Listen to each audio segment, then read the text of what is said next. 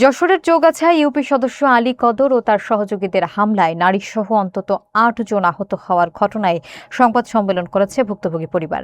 হামলায় গুরুতর আহত শাপলা খাতুন এবং অমিত হাসানের মাথায় অসংখ্য সেলাই দিতে হয়েছে বলে জানানো হয়। যশোর প্রেসক্লাবে আয়োজিত সম্মেলনে অভিযোগ করে যে মামলার পর দীর্ঘ সময় অতিবাহিত হলেও পুলিশ এখন পর্যন্ত কোনো আসামিকে গ্রেফতার করতে পারেননি। বিস্তারিত দেখুন শাওন হোসেনের প্রতিবেদনে। যশোরের চৌগাছা উপজেলার পাশাপোল ইউনিয়নের হাওলি গ্রামে ইউপি সদস্য আলী কদর ও তার বাহিনীর হামলায় রণক্ষেত্রে পরিণত হওয়ার তথ্য উঠে এসেছে সংবাদ সম্মেলনে।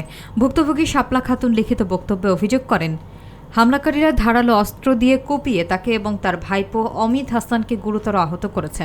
তিনি জানান, শাপলা খাতুনের মাথায় 14টি এবং অমিতের মাথায় 25টি সেলাই দিতে হয়েছে। সম্মেলনে আরও দাবি করা হয়, আলী কদর দীর্ঘ 17 বছর ধরে আওয়ামী লীগের নাম ভাঙিয়ে এলাকায় ভূমি দখল এবং সন্ত্রাস চালালেও 5 আগস্টের পর নিজেকে বিএনপির কর্মী পরিচয় দিয়ে পুনরায় অপকর্ম শুরু করেছেন। ঘটনার সময় গ্রামবাসীরা বাধা দিতে এলে তাদের অস্ত্র দেখিয়ে প্রাণনাশের হুমকি দেওয়া হয় বলেও জানানো হয়।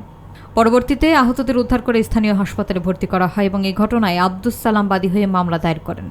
সংবাদ সম্মেলনে শাপলা খাতুন অভিযোগ করেন, এতদিন পার হলেও কোনো আসামিকে গ্রেফতার করা হয়নি, বরং উল্টো তাদের বিরুদ্ধেই মিথ্যা অভিযোগ দিয়ে হয়রানি করা হচ্ছে। পরিশেষে ভুক্তভোগী পরিবারটি সাংবাদিকদের মাধ্যমে প্রশাসনের দৃষ্টি আকর্ষণ করে দ্রুত আসামিদের গ্রেফতার এবং নিজেদের জীবনের নিরাপত্তা নিশ্চিতের জোরালো দাবি জানায়।